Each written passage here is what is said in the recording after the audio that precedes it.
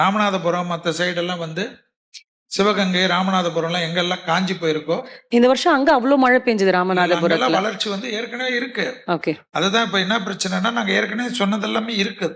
Okay அந்த பகுதியெல்லாம் வந்து நல்லா வளரும்.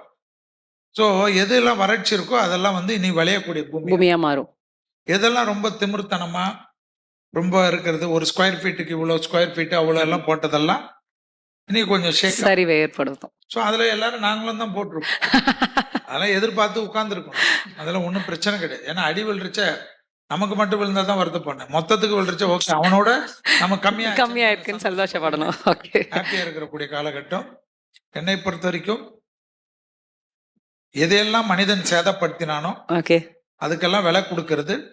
ஆனா விமானத்தில் கண்டிப்பாக மனிதன் பண்ணக்கூடிய எரரால் ஓகே திருப்பி பெரும் விபத்துகள் இந்தியாவிலே வரும். 2026ல நிச்சயம் இன்னொரு விமானம் இதுல வரும்ன்றீங்க. கண்டிப்பா வரும். அது மனிதன் பண்ணக்கூடிய எரரால்.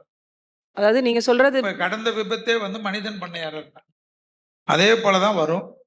ஸோ செக்யூரிட்டிஸ் வந்து அந்த நிறுவனத்தை நடத்தக்கூடியவங்க எல்லாம் இவர்களெல்லாம் கரெக்டாக மாசம் மாசம் இவர்களுடைய மெடிக்கல் செக்கப்ல இருந்து இவருடைய பேக்ரவுண்ட் எல்லாம் கரெக்டாக ஸ்கேனிங் செய்யக்கூடிய அளவுக்கு நீங்கள் இல்லை என்றால் மனித உயிர்கள் அநியாயமாக தான் போகும். ஓகே அதுல நீங்க பயணிக்கலாம், நான் பயணிக்கலாம், யார் வேணுமா பயணிக்கலாம். ஏன்னா துர்மரண சாஸ்திரம் என்றது இந்த வருஷம் அதிகமா கன்க்ளூட் ஆகும்.